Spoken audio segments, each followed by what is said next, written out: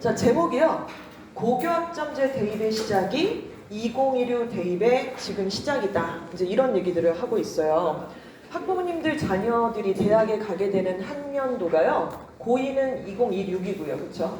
그리고 고1들은 2027이 될 것입니다. 그러니까 지금부터 우리 3개년의 어떤 계획들을 좀 세우시는 게 맞을 텐데요. 자, 첫 번째 페이지부터 시작해 보도록 할게요.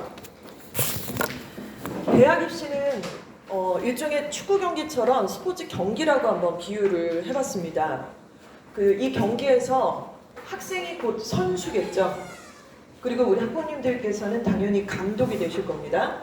그래서 선수인 학생은 유니폼 딱 입고요. 뭔가 준비되고 풀 착장이 된 상태로 필드에 나가서 뜁니다.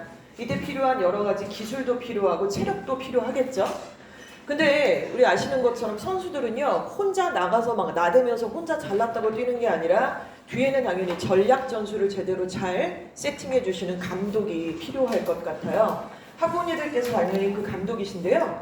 감독님께서는 어떤 역할들을 하는지 한번 챙겨보도록 하겠습니다. 첫 번째, 우리 선수, 우리 학생이 실력 파악을 먼저 하셔야 되겠죠. 근데 여기서부터 약간 첫 단추가 잘 파악이 안 되시는 학부모님들도 은근히 굉장히 많으세요. 애가 성적표를 안 보여준다. 아유 모르겠다. 한번 보긴 했는데 노답이라서 그 다음부터 보고 싶지도 않다. 약간 이런 경우들도 있으시죠? 그럼 벌써 감독으로서 뭐다? 약간 느낌스가 클린스만이다. 약간 이런 느낌이 되는 거죠. 재택근무하냐고요 지금. 경기 안 가고. 상대방 실력도 당연히 파악을 해야 됩니다. 우리 선수만 파악하면 어떻게 되겠어요? 당연히 시합을 벌이는 거고 경합에서 전략 전술을 통해서 이겨야 되는 게임인데 우리 애만 알아.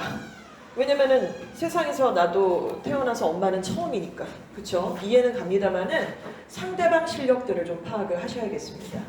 자, 이런 것들을 기본적인 토대로 데이터 삼아서 전략 전술을 만들어야 되겠죠. 그리고 무엇보다 중요한 거는 아무리 기가 막히고 끼깔난 전술을 가지고 있어도 팀워크가 별로여 버리면 사실 그 팀이 승리로 이끌어내는 결과를 만들기는 좀 어렵다는 사실. 굉장히 스포츠하고 좀 닮아 있다는 생각이 좀 듭니다. 학부모님께서는 거장 히딩크 감독이신 것 같으세요? 아니면 방금 말씀드린 클린스만 감독인 것 같으십니까? 아니면 이 스펙트럼에 지금 어느 정도 시점에 있으시고 또 어디로 가기 위해서 우리가 이 자리에 참석하셨는지는 답이 어느 정도 나와 있는 것 같아요.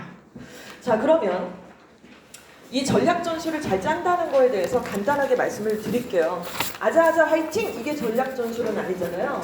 구체적으로 대문자 T처럼 우리가 좀 설계를 맞추기 위해서는 당연히 그 대입에 있어서 기본적 정보들의 세팅값이 좀 필요합니다. 좀 더우시죠? 조금 온도를 낮출게요. 대입 정보는 사실은 그냥 이렇게 귀동량으로 듣거나 지금도 듣고 계시잖아요, 사실은. 근데 오늘이 중요한 게 아니라 오늘 이후에 그 넥스트가 훨씬 더 중요하다는 것은 너무 잘 아실 텐데 대입 정보는 누구한테 듣거나 선배 엄마들한테 이렇다더라 이런 것들을 그냥 이렇게 정보 삼아서 듣는 것이 아니고요. 정말 그야말로 씹고 뜯고 맛보고 즐기는 내가 내 손으로 다 클릭해서 다 찾아서 정리해서 단권화시키는 작업이 무엇보다도 필요할 것 같습니다. 자, 그렇다면은 어떤 토대가 필요하냐면요. 먼저 고등학교 1학년에 8월 말이 딱 되잖아요. 지금 학부모님들 대체로 다 고1이신데 아직 8월 말은 안 왔죠. 그럼 좀 있으면 이제 8월 말 올 거란 말이에요. 2학기 벌써 시작된 상황일 텐데 그때 우리 아들, 딸들이 고3 됐을 때 치르는 2027 대학 입학 전형의 기본 계획안이 나와요. 그래서 이 내용은 그냥 개괄적인 러프한 어떤 일정들과 기본 원칙과 큰 변화들이라고 좀 보실 수가 있는 내용입니다. 자, 주체를 보시면 대교협이죠. 그러니까 여기 대학이 들어가 있는 건 아니에요. 그러니까 세부 사항이 들어갈 수는 없고 어떤 전체적인 어떤 구조 파악이 좀 필요하다. 이렇게 보실 수 있습니다. 자, 그러다가 이제 2학년 학부모님들도 계시는데 아니면 1학년들이 내년 2학년이 됐을 때 바로 4월 말이 되면은요. 2016 대학 입학 전형의 시행 계획안이 어느 정도 나옵니다. 요걸 토대로 하는 것이 좀 필요해요. 그래서 이때는 어떤 내용이냐면은 전형별 기본 사항들. 예를 들어 최저가 그 대학 그 학과의 그 전형에 2합 5냐, 3합 8이냐 이런 것들에 대한 기준, 면접이 들어가냐 안 들어가냐 이런 내용들이 이제 발표가 어느 정도 됩니다. 그리고 전형 요소, 전형 일정의 계획안이 구체적으로 발표가 되고요. 주체를 보시면 대교협도 있지만은 각 대학들이 이때 들어가게 되는 것이죠. 자, 이때부터가 어떻게 보면 더 본격적인 부분이라고 할 수 있을 것 같아요. 그러다 이제 고3이 돼요. 그러니까 요 간담회 끝나고 바로 고3 간담회 이어지거든요. 저도 이 간담회를 이제 준비하면서 되게 마음이 왜 이렇게 울적하죠? 그러니까 고3이라는 그 압박감이 대한민국 국민한테 주는 이 무게감이라는 게 참 다 지났어도 계속해서 해마다 반복이 되니까 오늘 하루 종일 되게 우울하더라고요. 솔직히 말씀드리면. 자, 어찌됐건 고등학교 3학년이 돼서 5월이 되잖아요. 그러면은 이제 5월 말에 구체적으로 대학별 모집 요강들을 각 대학이 다 발표를 합니다. 그래서 올해 같은 경우도 이제 5월 30일을 기점으로 각 대학이 다 발표를 했어요. 구체적으로. 자, 그리고 6월, 7월, 8월 이 표대를 통해서 수시정시의 대입 전형의 최종안이 발표가 되는 것입니다. 지금 어느 시점에 와 있는지 이해가 가시겠죠? 우리는 여기 이 정도의 내용을 가지고 있는 상태예요. 그러면 저렇게 발표를 해요. 근데 계속 몰라. 계속 모르고 뭐 애 내신에 너무 메모리 돼 있는 거예요. 이거 갖고는 답이 없네. 이 대학 갖고는 어딜 가네, 못 가네 이제 이러는데 지금 입시 안에 큰 이슈들이 많이 떠오르고 있고 거기에 대한 변수들을 각 대학조차도 지금 예측이 불가능하다라고 얘기하는 게 2025 교육개정안에도 있거든요. 때문에 우리가 어디서 이렇게 주워 듣게 되는 카더라 통신 가지고는 우리가 전략을 절대로 짤 수가 없어요. 그래서 이 시점에 발표되는 내용들을 당연히 어떻게 하시라고요? 씹고 뜯고 맛보고 즐기셔야만 합니다. 단권화가 필요한 것이죠. 성적이 나온 토대로 해서. 자, 그러면 구체적으로 이제 어떻게 하시냐면요. 이 내용들을 다 토대로 해서 대학별 모집 요강이 발표가 됐다 그랬잖아요. 그럼 빠르신 학부모님들은 고1이지만 1학년 1학기 내신 딱 봤더니 싹이 나온다. 물론 이걸로 주저앉을 것 같진 않지만 오른다는 전제를 좀 갖더라도 쉽게 말씀드리면 3말 4초 정도 나올 것 같다. 2말 3초 정도 나온다. 아니면 1등급이긴 한데 극상위권은 아니고 중상위권 정도에 해당이 된다. 1.6 정도 된다. 이러면 대학이 나오잖아요. 어느 정도. 그렇죠? 그럼 그 대학이 10개, 20개를 우리가 확인하라 그러면은 못해요. 근데 한 6개 대학들에 대해서 대입 요강들을 우리가 좀 찾아볼 수 있잖아요. 각 대학에서 지금 다 발표를 했거든요. 5월 말에 했어요. 올해 입시 치르는 애들. 그래서 학부모님들이 지금 1학년 혹은 2학년이시니까 뭐 6개를 지금 당장 안 하시더라도 한 3, 4개 학교 정도는 이렇게 모집 요강 찾아보시면서 계속해서 공부를 하시는 거죠. 한 번 본다고 어떻게 알겠어요. 굉장히 복잡할 텐데. 그래서 내용들은 결국에는 고3 때 돼서 6개 대학교만 추리시면 돼요. 원서 6개 쓸 거니까. 그쵸? 자, 이 내용들은 다 일일이 대학 사이트 들어가셔서 찾아보시기가 불편하실 수 있으니까 이주와 어학원 카페가 있어요. 카페. 그 카페에 대학별 모집 요강 다 올려놨습니다. 2025 교육개정안. 그래서 다른데 여러 군데 들어가실 것도 없고 카페 들어가셔서 확인하시면 싹 가능하다. 그래서 보시면 건국대, 서강대, 경희대, 중앙대 그 외에도 모든 대학들은 모집 요강들을 다 되게 구체적으로 발표를 한 상태입니다. 자, 이 정도 돼야 전략을 짜죠. 그렇죠? 뭐 재미있을 것 같진 않아요. 좀 고통스러운 시간일 것 같습니다. 그 데이터 다 찾아봐야지 막 글씨도 쬐끔할 텐데 이 숫자가 의미하는 게 과연 뭐라? 그리고 저 숫자가 정말 어느 기준으로 봐야지 맞는 건지에 대해서는 한 번 봐선 당연히 이해가 안 갈 것 같기는 합니다. 자, 하지만 전략 전술을 위해서는 필수적이다. 여기까지 괜찮으십니까? 자, 이제 감독들이 어느 정도 되셨다는 전제로요. 자, 그러면 우리 아이들 입시 치를 때 있어서 중요한 준비 사항들을 하나씩 이렇게 한번 따져보는 시간을 갖도록 할게요. 자, 2026 대입 서부학군 나를 지켜줄 수 있는 것 입시가 너무 많이 바뀌고 있고요. 그리고 전문가가 아닌 이상 혹은 전문가들도 이 빅 이슈들에 대해서 정확하게 예측하는 것이 불가능해요. 실제로 각 학교의 진로교사 선생님들이 계시잖아요. 각 학교에서 또 고3 다니는 선생님들도 계시는데 이 선생님들께서 되게 적극적이신 분들은 각 대학에 찾아가서 이번 입시 요강에 대해서 구체적인 질문을 하시는 분들도 덜어 있습니다. 많은 분들이 그러시진 않지만 제 지인분 중에서도 그런 분이 계신데 이 언니가 며칠 전에 이화여대에 갔다 왔대요. 입학처에. 그래서 이번 연도에 이제 애들 뽑는 전형에 대해서 이번에 빅 이슈가 2가지가 좀 있잖아요. 그래서 이거 어떻게 되는 거냐, 어떻게 예측을 하냐. 근데 대학왈 우리도 잘 모르겠다. 왜냐, 처음이니까. 그러니까 이런 예측하기 좀 어려운 부분들이 있어요. 근데 이렇게 얘기하시면 내 마음이랑 똑같네. 나도 예측하기 어려운데 대학도 예측하기 어려우니까 모든 건 다 운이야. 혹은 아예 몫이지. 그건 또 아니에요. 그건 이제 어떤 구간에서 예측하기 어려운 구간이 좀 있다 뿐이지 전체적으로 까막눈 입시는 당연히 아니잖아요. 자, 그러면 우리 아이 지켜줄 수 있는 것에 대해서 구체적으로 얘기를 하겠습니다. 이슈들이 좀 있어요. 첫 번째는 아시는 것처럼 의과대학의 정원의 확대입니다. 이 얘기 많이 들으셨죠? 그러니까 여기 계신 학부모님 중에 의과대학이랑 직결된 학생이 있을 수도 있지만 대부분은 별로 그렇진 않으실 거예요. 저도 그래서 이 얘기를 길게 하는 것은 조금 불편한 사항이 있습니다만은 어찌됐건 간에 1497명의 의대 인원의 확대가 있습니다. 1497명이 전년 대비해서 확대가 되는 거예요. 없었던 정원이 확대가 되는 거죠. 자, 그런데 이 정원을 가만히 뜯어보니까요. 이 중에서 지역인재 전형으로 뽑는 아이들을 1025명이에요. 그러니까 1497명 중에 1000명이 넘는 인원을 그 안에서 지역인재로 뽑는다는 얘기죠. 그리고 나머지 아이들은 이제 뭐 일반 전형으로 뽑고 이제 이렇게 되겠죠. 근데 여기서 이제 중요한 것은 보통 지역인재라고 하는 건 지방권에 있는 대학들이잖아요. 그러니까 을지대라든가 원광대라든가 이제 이런 데를 생각을 해보시면 되는데 여기서 아무튼 1497명이 증원이 확대가 됐습니다. 근데 이 인원은 우리 서강대학교가 매년마다 아이들을 신입생을 모집하게 되는 인원이요 1762명이에요. 1762명. 그러니까 1497명하고 사실은 조금 숫자가 큰 차이가 안 나잖아요. 그런데 서강대는 의대가 없잖아요.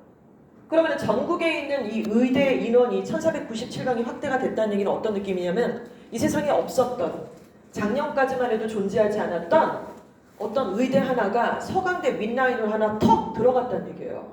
그쵸? 이해가시죠? 증원을 했으니까. 그러니까 당연히 우수한 학생들은 그쪽으로 좀 몰빵 현상이 있겠죠. 그럼 이게 내 새끼는 의대 그 정도는 아니야. 저도 알아요. 근데 그 얘기를 하자는 게 아니라 이것의 나비 효과가 밑에를 치고 내려갈 것이다라는 건 너무 자명한 현상 아니겠냐는 거예요. 그쵸? 두 번째, 간호학과 내 정원이 1000명 증가했습니다. 자, 말씀하신 드리는 건 전년 대비예요. 그러니까 없었던 인원이 증원이 된 것이죠. 자, 그리고 세 번째 굉장히 중요한 이슈인데요. 우리 의대 정원 확대 이슈 때문에 쑥 들어가 버렸는데 올해 입시에서 굉장히 중요한 관건이고 올해 입시에서 올해만 할 거야 끝? 이게 아니라 내년도에도 내후년도에도 앞으로도 왜 고교학점제 시대가 기다리고 있습니까? 바로 자율전공 학부들의 선택이 굉장히 늘어났다는 것입니다. 이게 정부가 이제 인센티브 제도를 도입을 해서요. 각 주요 대학의 73개 대학교한테 굉장히 푸시를 한 거죠. 그래서 인센티브 주겠다. 이게 이제 예산이 잡혀 있는 상태고 28.6%를 늘려라. 자, 여기서 주의하실 거는요. 의대나 간호대처럼 전년 대비 인원을 확충한 것이 아니고 기존에 있었던 과 애들이 있을 거 아닙니까? 거기서 뭐 불문과, 영문과, 뭐 생명공학과 이렇게 다채로운 학과별로 뽑았다 그러면 그런 거 다 인원을 그쪽을 좀 줄이고 전공 자율 선택이라고 하는 학과의 문을 더 크게 늘려. 비중을. 그쪽 문을 쬐끄맣게 열어놓고 이쪽 문을 크게 열어놔. 이 얘기예요 지금. 그래서 이쪽 문이 28.6% 정도로 확대를 해라. 각 학교별로. 이런 발표들을 했습니다. 굉장히 중요한 이슈가 될 거예요. 앞으로도 마찬가지고요. 자, 그러면 이런 발표들을 통해서 우리가 해석을 해야 되잖아요. 어떤 일들이 벌어질 것인가. 자, 의대 인원이 1497명이 확대가 됐습니다. 자, 지금 현재 한번 가정을 해볼게요. 성균관대 이상의 재원 중인 대학교 2학년, 1학년, 3학년 혹은 군대 갔다 온 애들이 있어요. 그런 애들이 다니고 있겠죠? 군대도 갔다 오고 다시 복학을 했는데 답도 없어. 이거 어떡하지 이거? 졸업해봤자 어딜 가지? 약간 이런 느낌이에요. 근데 성균관대 이상의 예를 들어 재학 중인데 애가 지방 출신이에요. 그럼 꽤 잘했다는 얘기죠. 걔네들이 서울에 와서 대학을 다니고 있다는 얘기는 대체로 학생부 교과 전형으로 최저 맞춰서 입성을 한 거거든요. 그러니까 얘네는 뭘 갖고 있죠? 내신이 굉장히 좋아요. 지방계 고등학교에서 극상위권이겠죠. 그리고 최저를 맞췄으니까 서울에 온 거예요. 교과에서. 걔네들의 생각이 당연히 뻔하죠. 이거 여기 졸업해봤자 한양대 군대 졸업해봤자 성균관대 여기 졸업해봤자 취업이고 뭐고 간에 답도 없는 것 같은데 약간 연봉 뭐 이렇게 받다가 60세 정원 퇴직하면 이거 어떻게 되지? 이런 생각이니까 당연히 안전빵으로다가 자기 지역에 있는 지역 의대에 지원할 가능성이 높겠죠.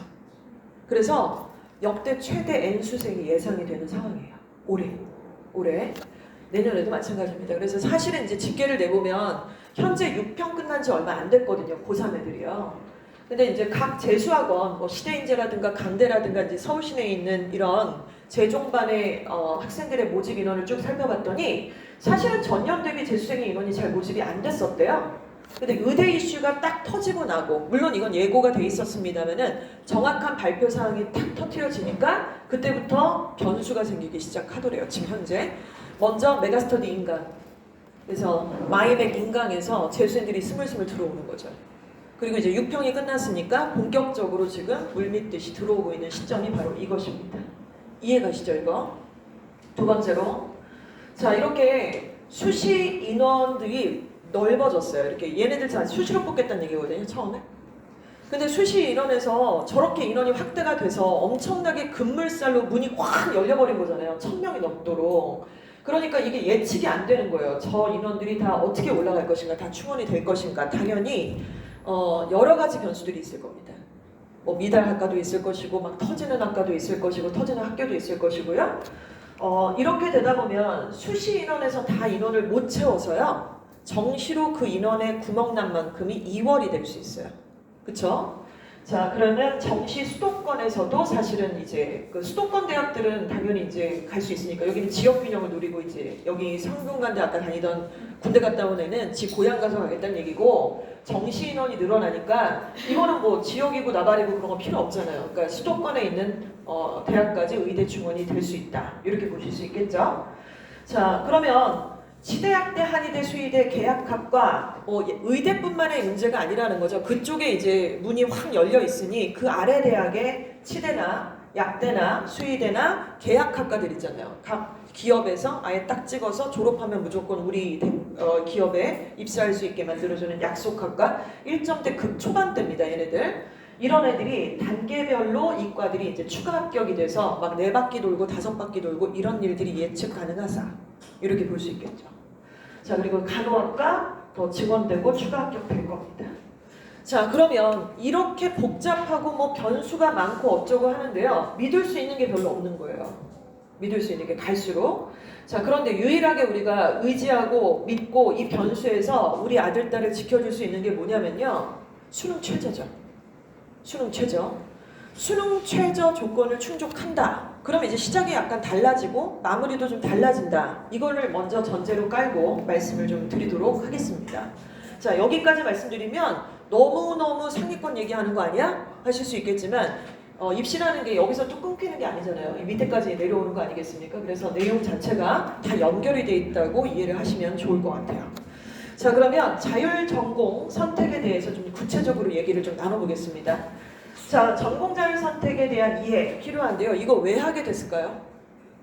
학교에서 대학에서 저렇게 뽑는데, 그러니까 무학과예요, 무학과. 그래서 무학과? 다시 말해봐, 뭐라고? 했는데 무학과, 자율전공. 지금도 있어요. 그런데 아까 말씀드린 것처럼 이거 정부에서 인센티브 제도 도입해갖고 28.6% 다 늘려 이렇게 지금 예측을 했잖아요. 그래서 각 대학들이 그거에 대해서 굉장히 머리가 아프고 설계를 잘 짜고 있는데 두 가지 전형이 있습니다. 사례는. 그런데 일단은 궁극으로는 이거 왜 했는지에 대한 이해가 좀 필요해요. 먼저 의치한 약수, 간호학과, 교육학과에 대한 지원이 필요하다는 거죠. 전문 직종에. 수요도 워낙 많고요. 두 번째는 정보화 사회에 맞는 경쟁력 있는 학과를 선발하겠다. 왜 대학마다 다 철학과가 있냐? 불문과는 왜 다 있냐 도대체. 거기 나와서 이제 어떻게 되는 거냐. 이런 얘기들이 당연히 이슈화 될 수 있잖아요. 우리나라 학력 인구 점점 저하되고 있고요. 줄어들고 있는데 대학의 숫자는 너무 많고 각 대학의 교수님도 차고 넘치고 실제로 비인기 학과들의 교수님 아니면 학과들이 그대로 존재하고 있는 상태에서 당연히 수요 공급이 안 맞지 않습니까? 궁극으로는 뭐죠? 구조조정하겠다는 얘기겠죠. 각 대학이. 그래서 이제 대학도 없어지는 학교만 있는 게 아니라 학과들이 더 많아질 것이라고 예측이 될 수밖에 없는 게 필요합니다. 이거는 사실은 우리 그 교육 쪽에 있으신 분들은 어느 정도 다 예측을 하는데 입으로 얘기를 안 해서 그러는 거죠. 그러니까 이런 전반적인 과정과 속내가 이렇게 있는 상태입니다.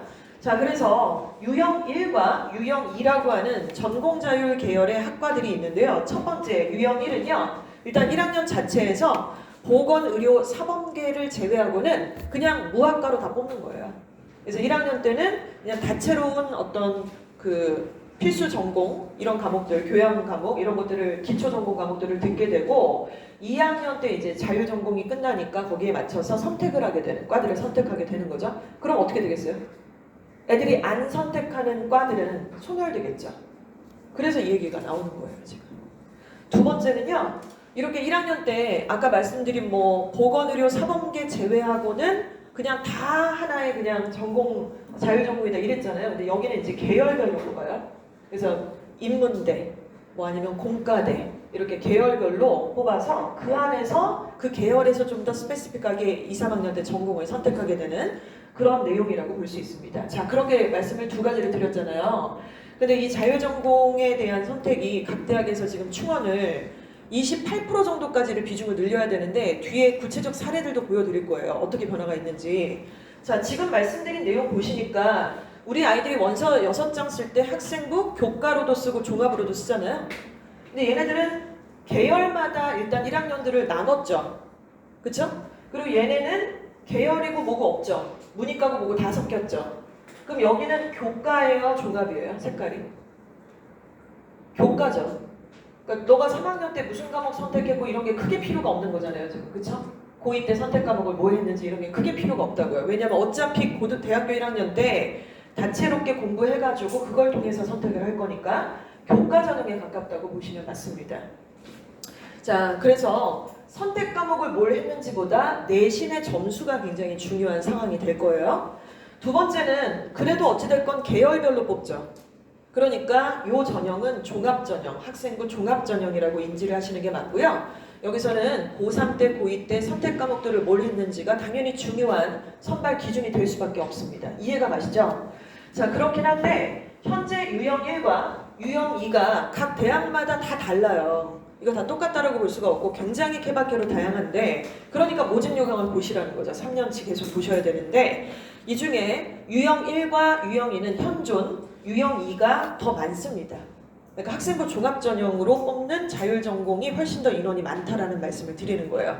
올해부터 28.6% 증원해라. 이렇게 교육부가 이주호 장관이 이제 그런 인센티브 압박을 줬죠. 자, 서울대학교는 자율 선택 전공 이 내용에 대해서 뭐라고 피셜을 남겼냐면요. 자율 전공은 대학에 와서 진로를 탐색하기 위해 지원하는 학과가 아니래요. 엥? 이런 줄 알았는데? 그럼 뭐죠? 공부하고 싶은 게 너무 많고 이것저것 관심 분야가 많은 거죠. 그리고 적극성이 뛰어난 학생이 지원해야 된다. 되게 중요한 멘트를 남긴 상태입니다. 자, 이런 내용이에요. 그러면 구체적으로 한번 보겠습니다. 전공자율 선택, 대학별 증감 비율. 자, 그 비율에 대해서 구체적으로 보시면요. 학부모님들 보시기에 왼쪽에 있는 대학들이 좀 상위권 대학이에요. 그리고 이제 오른쪽에 있는 대학들이 중상위권 대학이라고 해야 되겠죠? 그래서 너무 이쪽만 보실 수도 없고 이쪽만 보실 수도 없고 지금 고1 엄마들이시고 대체로 그래서 조금 이게 현실 안착감이 조금 필요하신 상태도 있을 텐데 2학년 학부모님들은 어느 정도 좀 내려놓으셨을 거예요. 그래서 눈이 다 여기가 있어요, 우리는. 대체로. 그리고 1학년 엄마들, 막 중등부 엄마들은 막 여기만 봐. 막 여기 빨간색 표시하고 막 이러시는데 일단 기본적으로 전공자율 선택 학과들이 올해 처음 나타난 게 아니잖아요. 이미 기존에 시행됐던 학교들이 존재합니다. 대표적으로 서울에는 이미 20% 정도가 존재했었어요. 그리고 이제 올해 늘리라고 하니까 9.8%를 늘려서 29.9% 정도. 그래서 서울대학교는 어떤가요? 교육부에서 얘기하게 되는 그 퍼센테이지는 어느 정도 충족이 돼 있는 상태인 거죠. 애초에 그런 부분들이 있었으니까. 자, 그런데 고대는 어떤가요? 0%였어요. 0%. 자, 늘리긴 늘려야 되는데 6.2%밖에 늘리지 않았습니다. 여러 가지 속사정들이 좀 있을 것으로 보이게 됩니다. 성균관대도 0%였다가 10%로 늘리게 됐고요. 자, 이렇게 쭉 보시면 되는데 여기서 조금 더 눈여겨보실 거는 한국 외대를 좀 보세요. 작년까지 3.3%밖에 안 됐거든요. 자율전공이. 그런데 올해 늘리라고 하니까 26.1%. 그래서 정확하게 이 국가에서 얘기하는, 교육부에서 얘기하는 어떤 퍼센테이지를 맞추려는 그런 어떤 노력의 흔적들이 딱 보이게 되는데 한국 외대가 보시면 이제 영어 관련된 학과도 여러 가지가 있어요. 영어 학과도 있고 영문 학과도 있고 여러 가지 학과가 있는데 굳이 필요하냐는 거죠. 그래서 학교의 컬러에 맞게끔 정확하게 주제 파악하고 딱 궤도 수정했다. 이렇게 교육 쪽에서는 좀 바라보고 있는 시점입니다. 자, 그리고 서울시립대가 조금 의외였어요, 사실은. 그러니까 국공립대학교이기 때문에 정부의 얘기를 좀 많이 들을 거라고 생각을 했는데 증감률 보시면은 3.4% 이렇게 보게 됩니다. 주요 대학들을 확인하실 수 있었어요. 자, 그리고 오른쪽으로 와보시니까 여기도 이제 국민대, 건국대, 그리고 명지대, 그리고 상명대, 강원대, 숙대, 덕성여대까지 다채로운 대학들이 있는데 여기는 어마무시합니다. 그래서 증감률 보시면요, 69.6% 혹은 100% 혹은 뭐 25% 그래서 굉장히 많이 늘린 학교들을 바라보실 수가 있게 되겠죠. 이해가 가시죠, 여기까지. 그렇죠? 그래서 이 내용들을 보시면 결국에는 이제 이 대학들은 우리 학부모들이 보내시고 싶은 왼쪽의 주요 상위권 대학보다 너무 간절한 거예요, 지금. 구조조정을 안 하면 존립할 수가 없어요. 그리고 쓸데없는 과들 이렇게 많이 늘려봤자 오지도 않을 거고 애들 수는 줄이고 이 내용이 뭔지를 정확하게 이해를 하고 학교에서 올해부터 시행되는 숫자의 변동이에요. 자, 그런데 자율전공이라고 하는 이 선택은 기존의 정원에다가 플러스 애드원을 한 게 아니잖아요. 학교 정원은 그대로인데 그 안에서 땅 따먹기 한 거잖아요, 자기들끼리. 그런 상황이라서 뒤에 보시면 또 되게 유의미한 자료들이 좀 존재합니다. 자, 그러면 이런 상황에서 결국 서부학권 상위권의 예시를 한번 들어드리도록 할게요. 그래서 지금 이슈가 이제 의대 인원의 이런 증원의 이슈가 하나 있고 자율전공학부가 증설됐다 이런 부분들이 좀 있는데 예를 들어서요. 우리 서부학군에서 8개 고등학교에서 명지에서 숭실에서 충암에서 예일에서 대성에서 동명에서 상위권 1.6에서 1.7% 정도 되는 등급입니다. 내신 등급. 이 학생을 한번 예를 들어보도록 할게요. 내신이 1.6에서 1.7이다. 숭실에서. 얘는 극상위권은 아니에요. 그렇죠? 그냥 상위권이죠. 그러니까 이 학생이 아까 이제 말씀드린 뭐 여러 가지 이슈들이 쫙 있는 상태고 거기서 이제 끝났어요. 그럼 얘가 이제 어떻게 해야 되냐고요. 저렇게 의대도 확증이 되고 뭐 자율전공도 늘어난다 그러고 이제 어떻게 해야 된다고요? 아까 처음에 답을 드렸잖아요. 우리 아이를 지켜줄 수 있는 건 최저밖에 없다고 말씀드렸죠. 자, 왜 그러느냐? 자, 일단 수능의 최저 조건들을 한번 같이 보시겠습니다. 실제로 올해 입시에서도 굉장히 중요한 이슈 중에 하나가 아까 두 가지 이슈 말고 바로 수능 최저가 없었던 학교와 학과들이 신설을 해버렸어요. 원래 전년까지 수능 최저 조건 같은 게 없었던 학교와 학과들이 없었던 걸 만들었다는 얘기입니다. 보시면 한양대는 원래 없었는데 3합7로 신설을 했어요. 이화여대도 원래 면접으로 대체를 했던 전형들이 면접을 없애버리고 2합5로 신설을 했습니다. 연세대학교 같은 경우는 교과 추천 전형에서 일단은 심층 면접으로 원래 아이들을 뽑아서 이거 심층 면접 왜 받겠어요? 연대니까. 애들을 교과로 추천서를 다 받고요. 면접을 통해서 애들을 선발을 했단 말이에요. 그런데 심층 면접을 왜 봐서 누구를 뽑고 싶었던 속대가 있었어요? 연대는? 특목고 애들. 뽑고 싶었겠죠. 면접으로 다 걸러낼 수 있으니까. 자, 그런데 이제 어떤 느낌이냐면은 이게 고교 추천제가 고교 학점제가 진행이 되잖아요. 스물스물.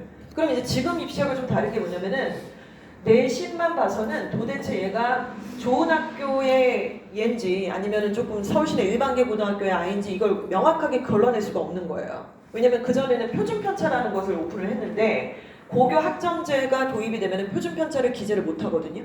그러니까 블라인드 제도에다가 표준편차가 없는 상태니까 사실상 특목고인지 아닌지를 다 구분하기가 조금 빡세진 거죠. 그러니까 이꼴저꼴 보지 말고 수능체조 갖고 와. 이제 이렇게 된 거죠. 자, 그런데 제가 이걸 보고 정말 기절할 뻔했는데 연세대가 2026입니다. 2026. 그러니까 올해 고3 말고 내년 때부터 시작이 되는 거예요. 수능 최저를 가져오라는 어떤 조건을 만들면서 인문계는요 2합 4를 가져오래요. 여기까지 오케이. 2합 4니까 국어 2, 뭐 수학 2 이러면 되는 거예요. 수학 2, 과탐 2 이러면 되는 거예요. 근데 조건 하나를 더 들었는데 영어가 3이면 된대요. 이게 뭐예요? 영어가 1도 아니고 영어가 3이면 된대요. 이게 뭡니까? 자연계는 2합 5래요. 과탐이 빡세니까. 그런데 반드시 영어는 3 이상이면 된대요. 이게 무슨 소리죠? 처음에는 약간 뭐지? 뭐 하자는 거지? 라고 하다가 속내를 알고서 머리가 딩딩거렸어요. 영어가 절대평가잖아요. 영어는 절대평가고 우리 이 연대 같은 경우는 옛날에는 내신 환산할 때도 다 Z점수로 환산을 했고 그래서 표준 편차가 굉장히 중요한 어떤 이슈들이었는데 그게 없어졌다 그랬잖아요. 그래서 최저를 갖고 오라고 하는데 연대는 어느 동네에 어느 학교에 어떤 애들을 뽑겠는지를 정확하게 얘기를 했다라고 볼 수가 있습니다. 수능 최저에서 영어가 디폴트 필수 과목인 동네들이 있어요. 바로 우리 동네죠. 반드시 영어를 필수 과목으로 해야만 수능에 2합이든 3합이든 맞출 수 있는 동네들이 학군지를 제외한 거의 대부분의 학군에서의 전략들이에요. 왜냐면 영어는 절대평가니까. 근데 대신에 영어가 안 들어가면은 나머지 국어랑 수학이랑 탐구를 가지고 3합을 맞춰야 되는데 그런 애들이 어딨어요. 너무 어렵잖아요. 난이도도 어려워지고. 근데 영어는 절대평가니까 그런 변수 우리 필요 없어. 우리 특목고 애들, 우리 강남 애들, 이런 애들 영어 싹 빼고 나머지 것들로도 2합 4 맞출 수 있는 진짜 알곡 같고 끼깔나고 세련된 애들 데리고 올 거야. 이거예요 지금. 너무 어이가 없어가지고. 근데 이거는 단연코 연대만 저 전략을 써요. 다른 학교가 이러고 있다 그러면 저희가 되게 불리해질 뻔했는데 아무튼 연대는 이런 전략을 썼습니다. 그래서 너무 어이가 없었어요. 이걸 보고 굉장히 좀 기분이 나쁘더라고요. 영어가 원장으로서 아 이게 무슨 의미일까? 또 저걸 보고서 영어가 취약한 학생들이 나에게도 기회가 왔다 또 이렇게 잘못 오해할까봐 약간 걱정이 되는 상황이긴 합니다. 자 그리고 없었던 최저를 발생을 시켰다. 3합 7, 2합 5 이런 조건이에요. 자 보시는 것처럼 이렇게 지금 제가 구도로 말씀드린 것처럼 최저 조건들에 대해서 신설이 되거나 영향력이 굉장히 높아졌다 이렇게 볼 수 있고요. 그러니까 결국은 어떻게 되나요? 기존에 내신이 1.6에서 7이었어요. 우리 아들이, 우리 딸이 선일에서, 숭실에서, 충암에서, 명지에서 1.6에서 1.7이면 되게 잘한 거 아닙니까? 그러면은 보통 선배 엄마들 주변에 여기 학교 보내는 우리 대학 먼저 보냈던 학부모님들이 그 집 딸아들이 저 정도 내신이면 어디 갔다고 하시던가요? 여기를 뚫을 수가 있었어요. 최저가 없으니까. 이해가시죠? 여기를 뚫을 수 있었죠. 그래서 명지에서 이대 간 애들이 꽤 있었어요, 당연히. 그리고 중앙대 이렇게 이렇게 뚫을 수가 있었는데 없었던 게 생겼잖아요. 그런데 빡세단 말이에요. 3합을 갖고 오래요. 3합은 되게 얘기가 달라집니다. 2합이랑 얘기가 완전 차원이 다른 얘기예요. 그 선이라는 건 너무 명확한 거죠. 미끄러져서 안 되는 상황인데 3합 7을 맞춘다라는 저렇게 빡센 신설의 최저 등급을 한양대가 딱 걸었기 때문에 당연히 이제 한양대는 못 가는 애들이 와장창 생긴다고요. 물정 모르고 있으면. 그래서 전해신을 받고 최저를 못 맞추면은요. 결국에는 경희대 아래로 내려가야 돼요. 그럼 이제 아닌던데 뭐 아는 선배는 거기 붙었던데 지난번 저 학교에서는 저렇게 붙었던데 왜 저렇게 빡세게 이게 애 기운 떨어지게 그게 아니라 지금 전형이 이렇게 발표가 나서요. 자 그래서 최저를 말씀을 드리는 거예요. 근데 최저는 한 과목만이 아니라 대체로 3합이냐 2합이냐를 놓고 얘기하고 요 합의 7이다 5다라고 하는 거는 맞춰본 엄마 아빠들은 다 아세요. 저게 얼마나 쉽지가 않은지. 마지막까지 정말 피말리는 싸움이고 정말 제가 작년 이맘때쯤만 해도 정말 저것 때문에 돌아버리는 줄 알았어요. 저희 딸내미가 작년에 고3이어가지고 정말 마지막까지 이게 놓칠 수가 없는 상황이더라고요. 이거는 겪어보신 분들만 사실은 알 수 있는 내용이라고 저는 생각을 합니다. 자 그러면 1.6에서 1.7 전해신 받고 경희대 2합 하면 너무 아깝잖아요. 그러니까 이걸 미리 아시는 학부모님들은 정말 전략 전술을 어떻게 짜야 되느냐 점점 더 전략이 좀 좁혀지는 상태라고 볼 수 있습니다. 자 2016 내년이 아니죠. 이제 우리 아이들이 고 2학년들이 이제 입시를 치르는 2026 서부학군 수시지원을 분석을 해보면요. 경쟁률과 우선순위에 대해서 한번 나눠서 생각을 해볼게요. 경쟁률이라는 건 어떤 건가요? 경쟁률이라는 것은 그 해의 학생과 학부모님의 감정적 불안감이라는 걸 그대로 심어주는 게 저희가 보기엔 경쟁률인 것 같아요. 경쟁률이 높다고 해서 뭐 굉장히 입결이 높고 이런 건 또 아니잖아요. 무조건 경쟁률이 디폴트로 최저도 있는 것이고 합격선이라는 게 있는 건데 경쟁률이라는 거는 뭐 400대 1인 학과도 있는 것이고 그렇지 않은 것도 있는데 심리 상태를 그대로 반영해 주는 거라고 볼 수 있습니다. 그만큼 몰빵 현상이 크다라고 얘기를 하는데요. 일단 학생들과 학부모님들이 가장 선호하는 거, 가장 중요하다라고 생각하는 거는 보니까 논술 전형이에요. 그러니까 논술 전형이 막 경쟁률이 100대 1이 넘어가잖아요. 대체로. 왜 이런 현상이 벌어지죠? 내신이 답이 없는 거예요. 그리고 생기부도 별 볼 일이 없죠. 그러니까 마지막에 이 회생의 상황은 논술밖에 없다. 또 반갑게 대체로 논술 전형이 늘어났다라는 얘기들의 뉴스들을 또 보게 되니까 실제로 마지막 카드로 쓸 수 있는 게 논술입니다.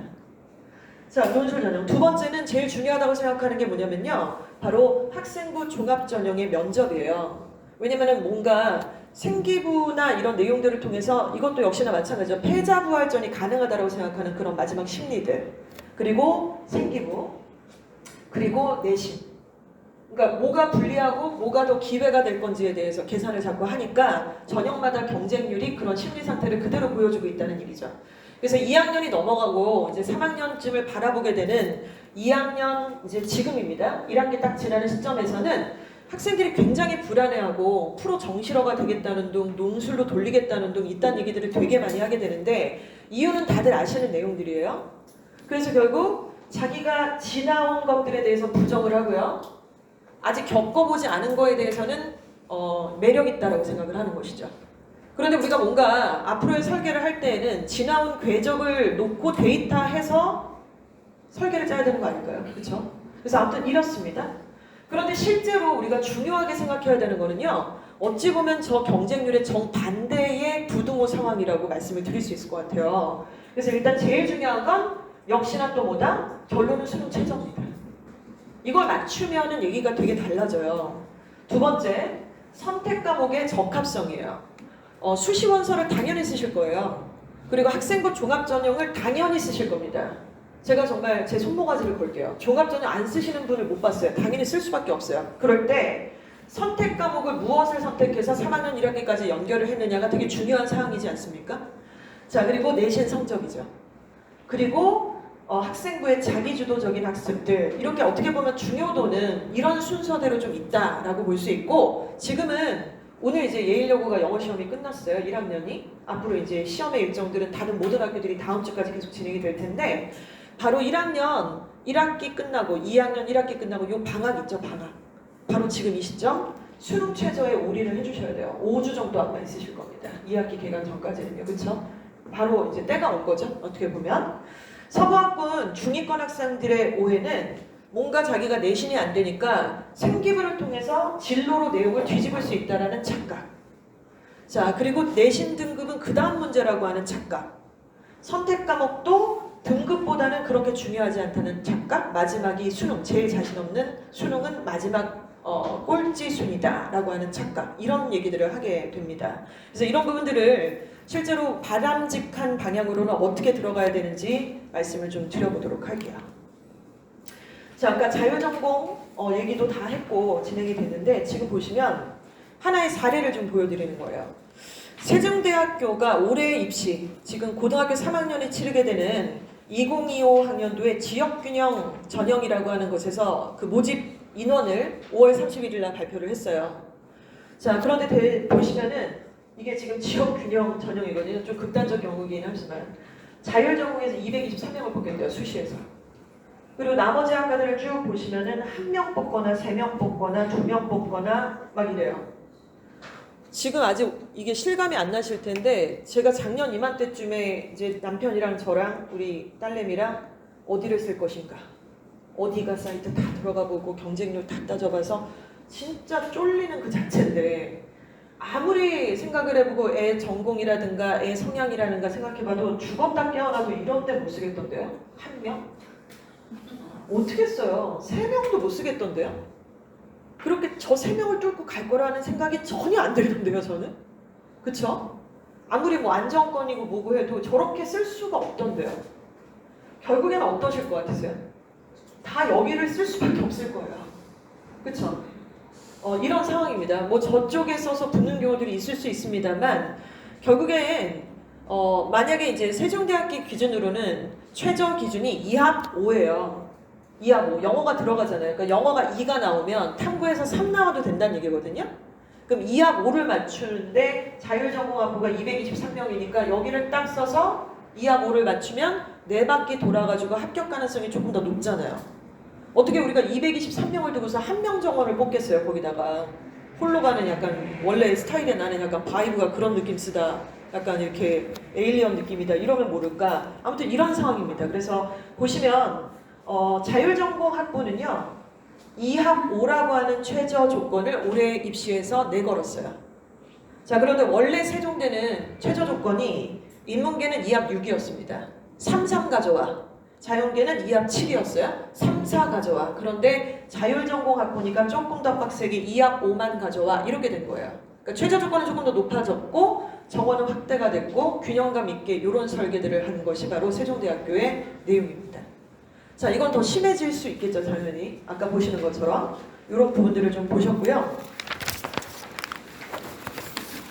자, 가천대학교를 좀 보도록 할게요. 갑자기 세종대 얘기하다가 가천대 왜 얘기하냐. 그러니까 대학 입시 보실 때요. 서울대 당연히 보실 분들이 계시죠. 서울대, 그 다음에 어딜 보셔야 되냐면 경희대, 그리고 건대, 그리고 세종대, 그리고 가천대예요. 그 군집들이 있죠. 서울대, 그 다음에 경희대, 군집들이 있죠. 그 다음에 건대, 그리고 세종대, 마지막 가천대. 근데 가천대 이하도 당연히 있겠지만 가천대 정도까지는 우리가 보낸다는 전략으로 생각을 해보면 가천대는 지금 우리 서부학군 기준으로 한 3말 4초 내신이 3말 4초다 그러면 가천대 우리가 생각해 볼 수 있습니다. 3.6등급, 7등급, 8등급, 4점대 초반 학교. 그런데 이것도 엄마가 키딩크 정도 돼야지 이걸 전략 전술을 지금 고2 때 이렇게 간담회도 오셔가지고 더워 죽겠는데 막 이런 거 막 쓰고 공부하고 안경 쓰고 이렇게 하니까 저길 보내는 거지. 냅두면 3말 4초가 무슨 수로다가 가천대를 가요. 그래도 우리가 쓴 돈도 있고 시간도 있고 라이딩을 몇 번을 했고 애기들 고기를 맨날 사주고 막 시험 기간에 이 난리를 치는데 서울 끄트머리 대학은 보내려고 하는 거잖아요, 사실은. 근데 그게 그렇게 쉽지가 않더라고요, 생각보다. 그럼 3말 4초는 우리가 가천대 정도를 딱 기준으로 좀 보시면 참 좋겠는데 현재 고등학교 2학년이죠. 자, 뭘 보셔야 되느냐? 이 학교는요 2026입니다. 그러니까 우리 2학년 학부모님들이 바로 직격탄으로 딱 걸리는 첫 해가 되는 거예요. 기가 막힌 전술을 썼어요. 내신이 지금 현재는 고교학점제 아직 들어오지 않아서 9등급제 맞죠? 그런데 가천대는요 1, 2등급을 하나로 보겠대요. 3, 4등급도 하나로 보겠대요. 5등급은 C로 보고요. 6, 7등급은 D로 보고 8, 9등급은 E로 보겠대요. 그러니까 얘가 어떻게 되는 거예요? 만약에 우리 아들이, 우리 딸이 3, 3, 3, 2 이렇게 했어요. 4, 4, 4, 2 이렇게 했어요. 그럼 다 하나는 1등급처럼 보이는 거고 나머지는 3등급처럼 보이는 거예요. 이해가시나요? 그러니까 이게 스펙트럼이 9등급제가 아니라 마치 5등급제처럼 되니까 얘가 2등급을 받았지만 1등급처럼 보여줄 수 있는 그런 기회를 주겠다는 얘기가 되겠죠. 너무너무너무 해자스럽죠. 정말 가천대 정말 머리 끼깔나게 좋다. 역시 원서율에 정말 전국 싹쓸이하는 이유가 다 있다. 과거에 우리가 적성 검사할 때도 논술의 경쟁률이 정말 어마무시했고요. 가천대도 의대도 있잖아요. 올해 가천대 의대 경쟁률 10,000대1로 예상받고 있어요, 지금. 저렇게 전략 점수를 잘 쓰는 학교가 있는데 그러면 여기 이렇게 해자스럽기만 하면 말이 안 되잖아요. 그럼 어떤 조건이 있냐면 역시 마찬가지죠. 수능 최저 조건 국어, 수학, 영어, 사과 한 과목 중 2개 합의 6을 갖고 와. 2합 6, 요 조건을 달았어요. 2합 6이면 앞서서 보여드린 세종대학교의 원래 수준 정도라고 보실 수 있습니다. 이해가시죠? 그래서 내신이 조금 불편한 아이들도 수능 최저 2합 6을 가져온다면 우리 대학에서는 너희들을 받아주겠어. 이제 이런 전략들을 쓰는 거죠. 자, 그런데 오늘 간담회 오신 학부모들은 이 사실을 알게 됐어요. 오늘 2024년도에 애가 2학년 때 1학년 때 이걸 알게 된 거예요. 엄마가.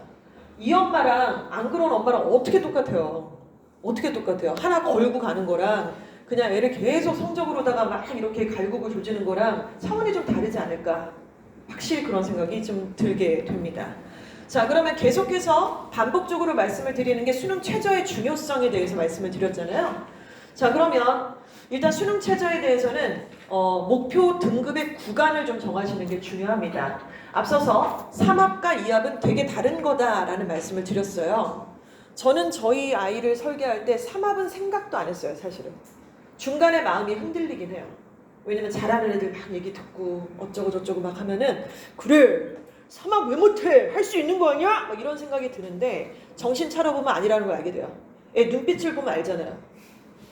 걔를 보면 아시지 않나요? 얼마나 맑고 안분지족에 젖어있고 애가 저 입시만 아니면 행복하게 잘 살 수 있는 그 아이 아시잖아요, 그렇죠? 고기를 좋아하고 축구를 사랑하는 거의 뭐 휴머니스트야, 애가. 그런 아이한테 안 되는 걸 갖다가 막 삼합이다 이렇게 설계를 짜는 것도 엄마 욕심일 수 있어요. 그래서 이걸 하는 건 지금 웃자고 말씀드린 거지만 데이터를 토대로 당연히 결정을 하셔야 되는 부분인데요. 일단 삼합을 하실지 이합을 하실지 모의고사 성적표를 가지고 구분을 좀 하셔야 되겠죠? 자, 그런데 삼합 7로 갈 거냐, 삼합 8로 갈 거냐, 이런 것들에 삼합 7에서 8이다. 아들아, 딸아, 우리는 삼합 7에서 8이다. 구간을 정해주세요. 자, 때로는 4합 5나 4합 7이나 4합 8이라고 하는 의치한 약수도 있겠죠. 근데 저쪽이 아니라고 한다면 대체로 이 정도 선에서 얘기를 좀 해볼 수 있을 것 같고, 그런데요, 3합 7, 8을 준비하던 애가 갑자기 수능날 미끄러질 수도 있잖아요. 난도가 춤을 춰버릴 수도 있잖아요. 그쵸?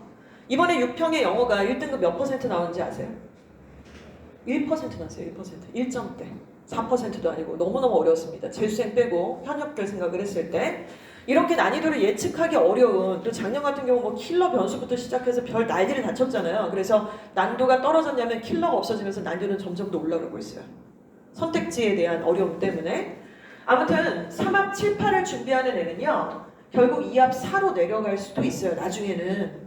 그래서 각 대학들도 아는 거예요. 2합 4를 가져오라는 학교들은요, 2합 4는 누가 맞추게, 3합 7, 8 하다가 미끄러진 애지, 이걸 아는 거예요.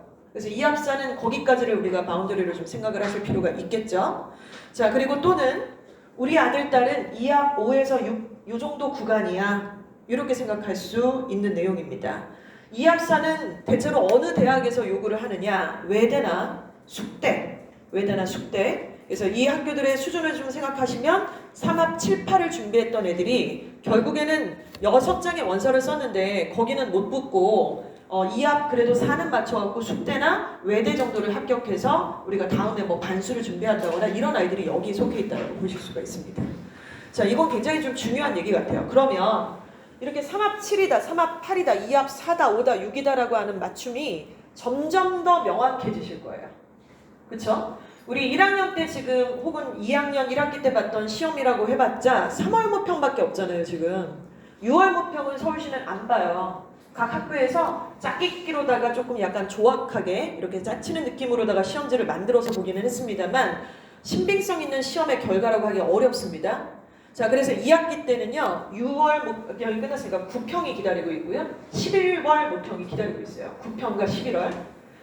이것에 대해서 우리가 특히 궁극적으로는 11월 모평이 상당히 중요합니다. 왜냐하면 다음 학년에 올라가기 직전에 마지막 모의고사이기 때문이겠죠. 그리고 여름방학 때 아무리 열심히 해도 갑자기 한 달 만에 막 급폭등하고 무슨 주가 조작합니까? 그렇게 할 수가 없기 때문에 11월 모평을 당연히 생각을 하셔야 되는 거죠. 자, 그런 부분들을 좀 보셨을 때 전략을 어떻게 짜셔야 되냐면, 아까 말씀드렸잖아요. 연대가 영어를 3으로 봤을 때 우리가 조금 기분 나빠? 이럴 수 있어야 돼요. 가지가지하네, 이런 느낌이에요. 저는 솔직히. 알았어, 그럼 연대는 그렇다 치고 다른 데를 맞춰주면 되지. 다른 데 맞추면 연대도 맞출 거니까 어차피. 영어가 타 과목에 비해서 1등급의 비율은 비슷해요. 아까 말씀드렸죠. 영어 난이도가 어려워져서 원래 이제 7% 정도로 예상을 해야 되는데 난이도가 지금 어디로 튈지 모르는 상황입니다. 자, 2024 수능의 등급별 비율을 보시면 국어, 수학, 영어의 1등급의 비율이 4.07, 4.2, 4.71 비슷비슷해요. 4% 정도, 그렇죠?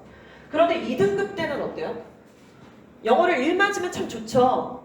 그런데 2합 4, 2합 5, 2합 6, 3합 7, 3합 8이니까 영어를 꼭 2를 안 맞아도, 맞으면 너무 좋지만 2를 받아도 되잖아요? 근데 영어 2등급은 타 과목에 비해서 당연히 퍼센테이지가 확 늘어든단 말이에요. 꼭 2를 안 받아도. 그래서 영어는 2등급까지가 22.88%예요. 누적으로. 다른 과목들은 어떻습니까? 11.92, 11.47. 3은 어떤가요? 24.17 안에 들어가야 국어는 3등급인데 우리 수학은 23.7, 그런데 영어는 46.84% 안에만 들어가면 3이 나온다는 거예요. 그러니까 반 정도잖아요. 어떻게 보면 45% 안에만 들어가면 3이 되는데 아들, 딸이 지금 영어를 4를 갖고 왔다 그러면 반 타석을 못한 거예요. 그러니까 전국구에서 재수생 들어왔을 때를 생각을 해보지만 어찌됐건 반에서 좀 미달로 내려가 있다, 이렇게 볼 수 있습니다. 자, 왜 그런 현상이 벌어지나요? 안 하잖아요. 그러니까 자꾸 못하는 걸 하잖아요. 조금 될 것 같은 걸 하는 게 아니라 자꾸 못하는 걸 더 시키는 거예요. 못하는 거에다가 매몰 비용을 생각을 하셔갖고 지금까지 들인 돈과 특강비와 시간과 여기서 조금 하면 더 되지 않을까 이런 생각을 하시는데 최저만큼은 잘 볼 수 있는 과목들을 선택하는 게 당연히 전략이실 겁니다. 자, 3년간 영어 등급별 비율을 좀 보시면은요. 22년도, 23년도, 24년도를 보시면 1등급의 퍼센테이지는 좀 줄어들었습니다. 보시는 것처럼 난이도가 좀 문제가 있었어요. 자, 그런데 2등급은 어때요? 비슷해요. 22%에서 27% 정도까지가 2등급입니다. 할만하죠? 3등급은 뭐 말고 53, 48, 46%. 요 정도까지만 해도 영어를 아이들이 3등급 정도를 받을 수 있어요. 자, 최저 맞출 때 영어 3 나오면 진짜 쫄깃쫄깃합니다. 사실은 이 정도 이상 나와야 타 과목에서의 어떤 난이도 이슈에 우리가 걸리지 않기 때문인 거죠.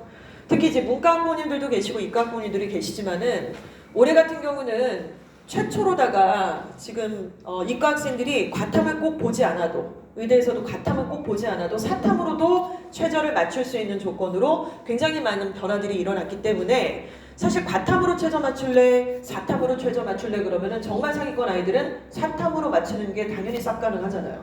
그쵸? 그래서 사탐이나 이런 탐구 과목들에 대한 믿음이 사실 그렇게 견고하지가 않은 상태입니다. 그래서 영어에서 무조건 당길 수 있을 만큼 좀 이빠이 당겨놔야 돼요. 1 아니면 2로.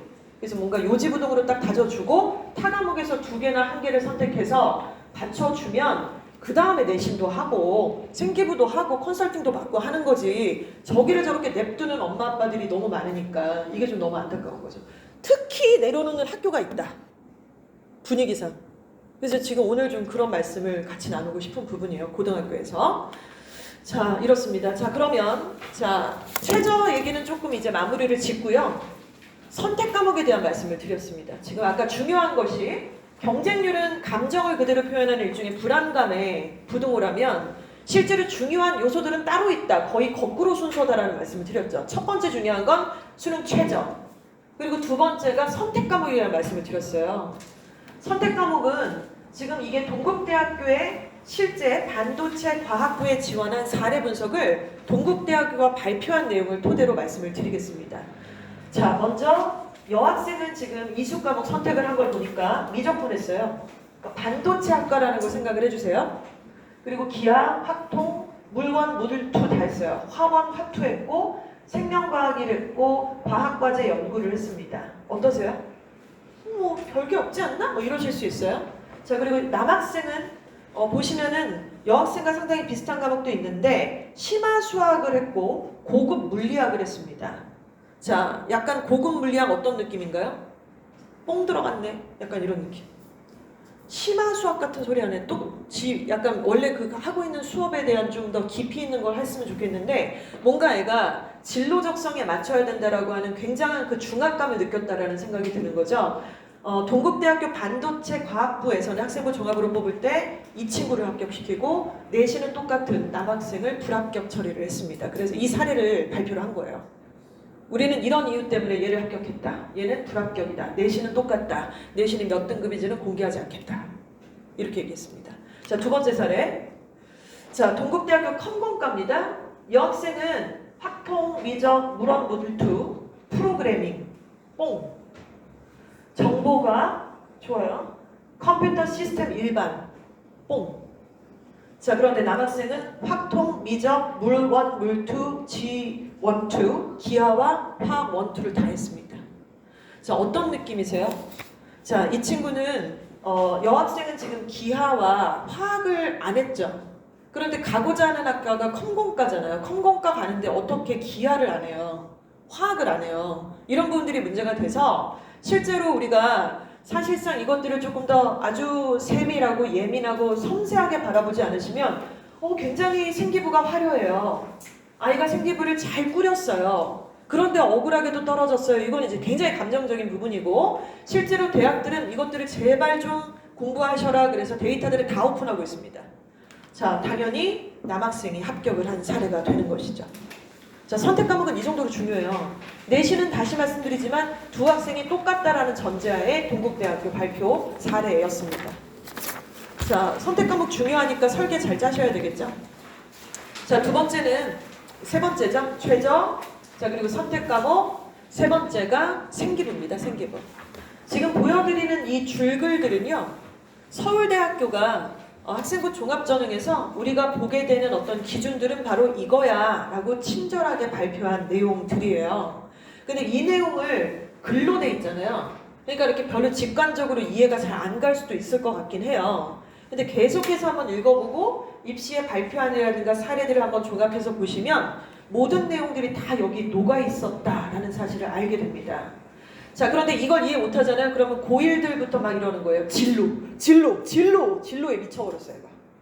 영어에도 진로, 수학에도 진로, 국어에도 진로 과목. 그러니까 진로에 대한 세특이 무조건 들어가야 된다라고 하는 이상한 좀 약간 뭐랄까 변태적인 그런 생기부가 나오게 되는 거예요. 고1 때 절대 그렇게 쓰시면 안 되죠. 문이과 통합이기도 하니까. 자, 학생부 생활기록부는요. 학업, 공부를 하고요. 그리고 진로를 고민하고, 그리고 공동체, 이 역량들로 애가 성장한 것들을 좀 보여줘, 이거거든요. 자, 구체적으로 말씀드리겠습니다. 일단 교과서에서 배운 학습이 있겠죠. 학교 공부하다가. 그래서 수업하다 보면은, 창의적 체험활동 하다 보면은, 또 수행평가 하다 보면은 당연히 질문사항이 생겨요. 근데 저도 이제 현장에서 수업을 제가 너무너무 오지게 많이 하잖아요. 이렇게 수업을 많이 하는 원장이 별로 없잖아요. 근데 제가 수업을 하다 보면은 질문을 하는 아이들이 당연히 있어요. 그러니까 전체 인원 중에 굉장히 많은 숫자라고 볼 수는 없습니다. K 고딩의 특이죠. 질문이 있어도 삼키는 습관? 여의주가 될 판이야 지금. 완전. 왜 이렇게 삼켜? 아냐? 처음엔 몰랐는데 다시 보니까 아는 것 같아요. 말해봐. 아는데 표현을 잘 못하겠네. 가지가지 하세요. 이제 이런 느낌이에요. 질문을 하는 아이들은 질문을 늘 하더라고요. 이걸 몇 번 주고받다 보면은 제가 수업하다 느낌이 싹 와요. 요거 저 아이가 좀 이따 나한테 질문하겠지? 그럼 여지없이 뒤에 와서 질문을 해요. 그러니까 수업할 때는 이거 영어는 이거 학습이지만 학교에서는 여러 가지 방대한 내용들을 배우잖아요. 특히나 고1 때는 통과를 배우잖아요. 그렇죠? 당연히 질문이 있을 거예요. 궁금한 점이 있을 거예요. 이거를 질문을 했냐 이거예요. 질문했냐. 세특에 그게 녹아있는 경우들이 있어야만 합니다. 두 번째는 질문하고 얘기하다 보니까 궁금해져서 당연히 더 알고 싶잖아요. 그러니까 자료를 찾아보기도 하고 관련된 독서가 당연히 들어가야지 됩니다. 독서 너무너무 중요하죠. 독서는 정말 중요합니다. 생각보다 중요합니다. 독서를 통해서 당연히 그 내용들을 정리해서 발표를 하죠. 자, 그런데 각 학교마다 이 생기부를 꾸려가는 전반적 프로그램이 다 다르긴 하잖아요. 그래서 여기 발표에서 끝나는 고등학교도 참 많아요. 생기부를 보다 보면. 그런데 발표에서 토론까지 확대하는 고등학교도 있습니다. 대표적인 학교가 대성고라고 볼 수가 있겠죠. 항시 책이 들어가고요. 토론을 하라 그러고요. 발표를 해요. 토론이 꼭 들어가요. 발표에서 끝나는 것이 아니라. 자, 그리고 수업 시간에 공부해서 이거 지난번에 책도 읽고 막 발표도 하고 애들이랑 토론도 했는데 헐 2학기 때 공부하다 보니까 수업 시간에 비슷한 내용들을 또 보게 됐네. 연결이 돼버렸네. 이러면서 새로운 학습에 대해서 배움을 알게 됩니다. 이해가 가시나요? 그래서 이제 자기가 전공을 어떤 것들을 할까, 선택 과목을 뭘 할까에 대해서 뭔가 연결고리를 찾게 된다는 얘기예요. 읽었던 책에서 그때 그 원리가 내가 알고 싶은 과학이라는 과목에서 연결이 돼버리네, 영어에서 연결이 돼버리네, 이런 식으로 말이죠. 자, 그리고 마지막으로는 변화를 위해서 함께 실천하는 활동이 들어가야 됩니다. 이것은 예를 들면 그 변화를 위해서 함께 실천하는 활동이 각 고등학교마다 프로그램이 다 있어요. 예를 들어서 지금 동명 같은 경우는 전공 도전 프로젝트가 있고요. 그리고 우리 충암고등학교는 지역사회 공동체라고 하는 프로그램이 있고요. 이 책이라고 하는 것도 뭐 요즘에 책을 읽어? 하지만 이 북샐러드라고 하는 충암의 프로그램도 있고 명지에는 진로 융합 독서 프로그램이라는 이름들이 다 박혀 있습니다. 그래서 이런 프로그램들이 다 학교마다 없는 학교는 없어요. 동명도 있고 명지도 있고 숭실도 다 있거든요. 그런데 문제는 애들이 이거를 어떻게 연결을 할 줄을 몰라요. 그러니까 다 각계적으로, 근데 그것도 너무 당연하잖아요. 얘가 숭실 온 지 처음 됐고 충암 입학한 지 얘 온 지 얼마나 됐다고 뭘 다 알겠어요. 이상하게. 그쵸? 그래서 그런 연결고리들을 잡아주는 게 바로 저희의 역할이라고 생각을 해서 슬랙을 통해서 피터 선생님이랑 아이들이 이런 것들에 대해서 소통을 하고 있는 거예요. 왜냐면 우리 학교에 대한 전반적인 히스토리를 저희는 다 가지고 있기 때문이겠죠.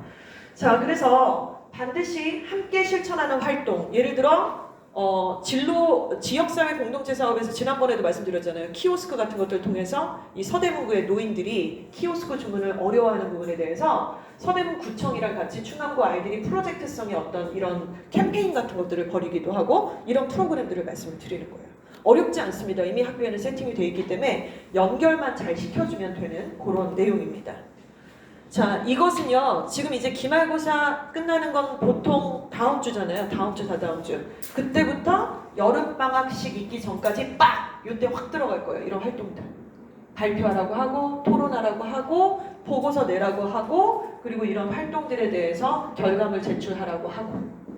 이해가시죠? 2학기 때도 마찬가지고, 방학 직전에 이런 활동들이 굉장히 빡세게 밀도 있게 진행이 된다. 이렇게 볼 수 있습니다. 여기까지 괜찮으신가요? 자, 1달락을 좀 짓겠습니다. 자, 그러면 공부를 한번 얘기를 좀 해볼게요. 자, 고2 학부모님들 잠깐 손 좀 들어주시겠어요? 고2 학부모님들. 예, 고2 학부모님들. 네. 죄 지으신 건 아닌데 왜 고2라고 해. 고2인데 왜 어머님이 그렇게 좀 지으세요? 자, 우리 고1 엄마들은 지나치게 밝으신데 지금 당황과 방황의 이유 3가지가 있습니다. 서부학과 고등학교의 교실 분위기. 이거는 제가 드리고 싶은 말씀이 진짜 많은데 간단하고 요약 정리해서 좀 빠르게 말씀드릴게요. 입시 치르게 되면 한 3번의 고비가 있는 것 같아요. 물론 고비를 다 따지자면 수백 번이 넘죠. 근데 크게 보면 개괄적으로 3번입니다. 첫 번째, 고1 입학해서 중간고사 본 직후. 그게 다 끄덕끄덕 인정? 네. 우리 아이가 상위권인 줄 알았거든요. 중학교 때. 그쵸? 그래서 싹쓸이해서 거기를 내가 전략적으로 갔기 때문에 이제 해갖고 연대를 보내야지 자기야. 알지? 맥주 한잔 마셔. 이제 이런 분위기였는데 가서 딱 뚜껑을 열어봤더니 중위권이야. 우리 아들딸이 여기 보석으로 박혀있는 저 상위권 4명 중에 25명 중에 여긴 줄 알았더니 빨간 색깔에도 안 들어가고 애가 회색 분자였네. 이걸 알게 돼요. 인정할 수가 없어요. 그러나 기말을 보고 같은 결과가 나왔을 때 비로소 약간 인정이 됩니다. 답답하죠, 사실은. 답답합니다. 중위권의 착각이었죠. 자, 고1 첫 내신에 담아. 자, 그런데 그때 포기하는 애는 없어요. 그때 좀 우울해하고 힘들어하고 막 여러 가지 위경련 오고 이런 아이들은 있지만 그때 포기를 하진 않습니다. 자, 그리고 여름방학이 지났어요. 그리고 2학기를 치르게 되죠. 자, 2학기 치르고 난 다음에는 이제 좀 추운 겨울이 되잖아요. 자, 그 2학년 올라가는 겨울방학이 끝나고 나서 2학년 1학기가 오죠. 2학년 1학기. 2학년 1학기가 오면은 또 중간고사, 기말고사를 보겠죠. 바로 그 시절. 그 시기가 딱 오면은 2학년 1학기가 딱 끝나잖아요. 갑자기 학원 수가 확 줄어요. 제 반에서도 내신에서. 지금 2학년 1학기 지금 끝났잖아요. 그래서 2학년 인원이 아마 줄을 걸로 저는 예상을 하고 있어요. 그건 어떤 학원의 변화가 있어서라기보다 아이들이 자기네가 받고 싶은 내신에 근접하지 못하는 현실을 마주하기 때문인데요. 결국 여기서 털리는 애들은 이제 자기가 뭔가 상위권을 유지한다라고 생각했고 이 정도에서 이제 발판 삼아서 내가 이 초반으로 가겠다 했는데 갑자기 밟혀요. 2학년 1학기 때 갑자기 밟힙니다. 누구한테 밟히나요? 누군가 내 뒤에서 칼을 꼽는 거예요. 나는 지금 안정권으로 어느 정도 갈 수 있다고 생각했는데 누구죠? 1학년 겨울방학을 일을 가는 애들이 있어요. 많진 않아요. 많진 않습니다. 우리 애가 걔라고 자꾸 생각하지 마시고 많진 않습니다. 걔네들이 갑자기 탈환을 하는 애들이 생겨요. 저는 늘 보죠. 아주 소수예요. 그냥 이 지역에 미친 X 같은 그런 애들이에요. 눈빛을 보면은 눈빛으로 누굴 죽이겠어 아주. 이런 애들이 있습니다. 얘네들한테 씹힌 거예요. 그래서 뭐지? 내가 왜 갑자기 오르지를 않고 계속 유지만 하는 거지? 이런 느낌이었다. 점점 사그라들면서 마탱이가 갑니다. 제가 보기엔 여기서 제일 많은 애들은 다 무너져요. 진짜로. 그래서 울면서 그렇게 상담을 하고 제 방에는 휴지가 항상 상비가 되어 있어야 되고 아이들이 그렇게 울거든요. 힘드니까. 자, 이렇게 돼서 결국에는 공부하는 애들이 2학년 1학기가 되면요. 여기 까만 애들 다 뭐 하는 거예요? 다 자는 거예요. 얘네는. 힘들잖아요. 마음도 힘들고 몸도 힘들고. 여기 회색이들은 이제 약간 이러지도 저러지도 못하는 약간 이 상태가 되고 반에서 공부하는 애들은 앞에 있는 딱 8명 정도. 자, 이러다가 고3으로 올라갑니다. 고3을 봤을 때 이제 고3, 3월달은 약간 파이팅 넘치거든요. 각 반의 고3 담임들도 막 파이팅! 막 이상한 영화 같은 거 막 보여주고 띵언 막 남기고 막 구호 외치고 막 파이팅 넘치다가 6월달이 되면은 6평을 보죠. 6평에 누가 들어옵니까? 재수생, 삼수생, N수생이 들어오고 고3 3월까지는 교육청 모의고사였었어요. 근데 고3 6평부터는 우리가 실제로 그 대학 입시를 치르게 되는 이 실제로 어떤 분석지들이 같이 시험지가 똑같이 나오게 되니까 평가원에서 문제를 내니까 결이 되게 달라지거든요. 그래서 이때 뭐야 나 3월까지 나 3합 6 맞췄는데 3합 7 맞췄는데 6평 보고 나니까 다 이게 뭐야 이제 이렇게 된 거예요. 갑자기 내려가는 거죠. 그래서 자신이가 없어져요. 자, 그래서 상위권에 착각 6평 성적에 당황하다. 결국 남는 애들은 누구죠? 반에서 딱 4명 정도 공부해요. 이것도 좋은 고등학교니까 저 정도 공부하는 거지 약간 여기서 말씀드리긴 좀 그렇습니다만은 반에서 한두 명 공부하는 현장이 너무 많고요. 이거는 정말 팩트예요, 팩트. 그냥 고3 겪어보신 학부모님들은 다 아실 거예요. 다 놀아요. 다 자고 반에서 2명 공부한다, 현실적으로.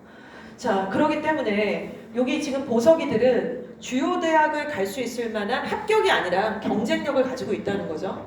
최저도 좀 맞추고 있고 내신도 어느 정도 상위권이고, 자, 빨갱이들은 이제 서울에 있는 인서울대학을 지원 가능하다는 것이고, 회색이들은 지금 정신 못 차리고 있어서 멘탈이 왔다리 갔다리 하니까 고3인데 막 갑자기 막 조퇴하고 병결 쓰고 막 엄마한테 막 전화 오고 막 이러는 상황들. 그리고 나머지 아이들은 조금 이런 상황. 이게 현실이에요, 지금. 이게 현실입니다. 자, 그러니 어떻게 하셔야 돼요? 3합 8, 뭐 3합 7 지금 우리가 물정 모르고 막 이런 얘기 하는데 이거 2학년 때 2합 7 정도까지, 그러니까 이거 3합 8이라 그러면은 2합 7 맞춘다고 생각을 하면서 우리가 대비를 좀 해야 되는 상황인 거예요, 나중에는. 자, 이런 부분입니다. 자, 그래서 조금 빠르게 진행을 할게요. 자, 어떻게 해야 될까요? 어제 저희 그 피터 선생님이 예비고1 학부님하고 이제 상담을 하셨다고 들었는데 집에 와서 막 되게 너무 감동이었다고 얘기를 하더라고요. 너무 감동이었다. 여기 혹시 학부님 계신지 모르겠는데 우리 어머님께서 3자녀를 보내세요. 저희 학원에. 근데 이제 큰애가 고3인데 그 아이가 이렇게 고1일 때도 학원에 지금처럼 오셔서 간담회도 들으셨고 2학년 때도 지금 고3인데 노트를 하나 갖고 오셨대요. 이제 둘째 예비고1 학생을 대비하기 위해서. 근데 딱 보는데 큰아들을 위해서 노트를 만드신 거예요. 근데 6개 대학의 입시 요강을 다 거기다 적으셨어요. 그리고 간담회에서 오셨던 이런 자료들 있잖아요. 그걸 다 정리해서 거기다 공부를 다 해놓으셨어요. 본인도 보고 아들도 보려고. 그래서 이거 3년 동안 누적했다고 그래도 좀 눈물 날 뻔했잖아. 왜 이러냐? 갱년기야? 약간 울컥했어요, 진짜. 그게 어떤 마음이셨겠어요. 근데 그게 막 슬프고 너무 막 힘들고 이거보다는 너무 아름답지 않나요? 정말 그 정도 했을 때 되게 결과가 어찌됐건 간에 엄마랑 아이와의 관계라든가 이런 것들이 얼마나 어땠을까 이런 것들을 상상하게 되잖아요. 사실은 아이를 아끼는 마음이라는 것은 그렇게 표현되는 부분들이 또 있다. 이런 생각들을 또 하게 됐습니다. 결국에는요, 입시에 대한 정보가 부족하거나 지금 내가 감독으로서 내 선수 상태를 정확하게 파악을 못하잖아요. 입시 결과는 절대로 좋게 나오긴 당연히 힘들어요. 그래서 영어 과목을 얘기를 드리면 총 45문항의 문제 수가 있습니다. 17문항이 듣기고 나머지가 독해잖아요. 그런데 이번에 이제 9평을 볼 거고 11평을 볼 거고 학원에서도 방학 중에는 계속해서 실전 수능 모의고사라는 것들을 주일에 볼 거거든요. 그때 우리 아이가 몇 번 문항을 자꾸 틀리는지, 그 문항의 유형의 특징이 뭔지, 그러면 그 가려운 부분들을 어떻게 잘 긁어줘야지 이게 싹싹싹 해결이 될 수 있을지, 한 번에 안 되면 2번, 3번, 클리닉, 돈을 쓰더라도 그쪽에 빡, 기간을 투자하더라도 그쪽에 딱, 약간 이런 것들이 필요하지 않을까 싶습니다. 근데 엄마가 모르시는 경우들이 많잖아요, 사실은. 그쵸? 근데 지금 아직은 너무 초반이고 이제 고작 해봤자 고등학교 2학년 1학기 끝났고 1학년 1학기 끝났으니까 지금부터 분석하는 것들이 당연히 늦지 않다, 이런 말씀을 좀 듣게 되죠. 정답률 당연히 분석하셔야 되고요. 무슨 문제 유형을 틀리는지, 그리고 가능한 한 목표, 학습 계획, 그리고 공간과 관리, 이런 것들이 필요합니다. 이거요, 학원 그냥 보내신다고 해서 학원에서 알아서 다 파악해 준다는 거 다 뻥이에요. 어떻게 파악을 해요, 그거를. 엄마 아빠랑 애랑 학원이랑 이게 합이 맞아야 되더라고요. 학원은 과외가 아니잖아요. 그렇다고 과외 선생이 저 정도 퀄리티로 분석가는 또 아니잖아요. 그러니까 중간 어디매쯤 이것들을 잘 결합해서 좋은 과정들을 통해 결과를 만드시는 거기 때문에 선생님, 우리 애가 자꾸 듣기 위해서 한두 개를 틀리고요. 빈순삽 쪽에서 자꾸 쓸데없이 무관 문장만 자꾸 틀리더라고요. 다른 건 안 틀리는데 이거 어떻게 잡으면 좋을까요? 선생님하고 통화하실 때도 그 정도의 멘트들. 그걸 무관 뭐 들어요 선생님? 뭐 이래도 좋죠. 너무 좋잖아요. 너무 솔직하고. 그 유형이 모르겠는데 그게 37번 유형이더라. 검색해보니까 이런 유형인데 이게 맞냐? 다음번에 제가 모르면 한 번 더 물어보겠다. 너무 좋지 않습니까? 너무 멋있지 않습니까? 그러니까 이런 것들의 티키타카 이런 것들이 좀 필요하다는 말씀을 드리는 거죠. 자, 그래서 결국에는 이 전반적인 계획을 같이 만들어야 되는데요. 아까 2학년 1학년에서 털리는 애들이 그렇게 많다고 말씀드렸죠. 그쵸? 걔네 정식 파이터 된다고 해서 파이팅 안 해요. 2학년 이렇게 털린다 그래갖고 다른 공부를 뭘 하겠어요. 내신 때 진짜로 내신 공부 안 하지도 않잖아요. 그렇다고 수능 공부를 그렇게 열심히 하는 것도 아니잖아요. 그쵸? 앞뒤가 맞지도 않고 전략전술로도 맞지도 않아요. 고3이면 수시원서를 써야 되는데 무슨 정식 파이팅이에요. 말도 안 되게. 문이 들어오라고 이만큼 열려있는데 왜 다른 데 가서 문 두드리냐고요. 최저도 못 맞추면서 무슨 정시예요. 당연히 수시를 써야 돼요. 수시 써야 되는데 수시를 쓸 때 방학이 너무 중요해요. 최저를 맞춰야 되고 부족했던 부분들에 대한 구멍을 채워야 되니까. 그래서 바로 이 8월 그리고 2학기가 지나고 난 다음에는 1월과 2월 너무 중요합니다. 이러면 이제 결론이 그래서 윈터? 그건 또 다른 문제예요. 그건 나중에 어머님들이 고민하셔서 결정할 문제고 이 기간 동안에 굉장히 밀도 있는 방식으로 아이를 관리해야 되고 공부를 시키셔야 되고 이런저런 긴장감의 유도라든가 세팅을 해주셔야 되는데 아이마다 성향이 좀 다 다르잖아요. 예를 들어 저희 둘째 같은 경우는 선생이 좀 중요하네요. 걔는 선생에 따라서 동기부여가 되고 안 되고 해요. 또 전혀 그렇지 않은 애도 있잖아요. 선생이 중요한 게 아니라 걔는 그냥 지가 혼자서 조용히 인강 듣고 하는 애 이런 애도 있지 않습니까? 그래서 여러 성향들을 잘 보시고 세팅을 잘 해주셔야 되고 그 어느 때보다도 내 새끼에 대해서 더 많이 연구하고 공부하는 시간이 딱 이때밖에 없지 않나? 저는 그렇게 생각을 합니다. 20살 넘으면 또 지들끼리 여러 가지 우리한테 얘기 못할 것들도 있고요.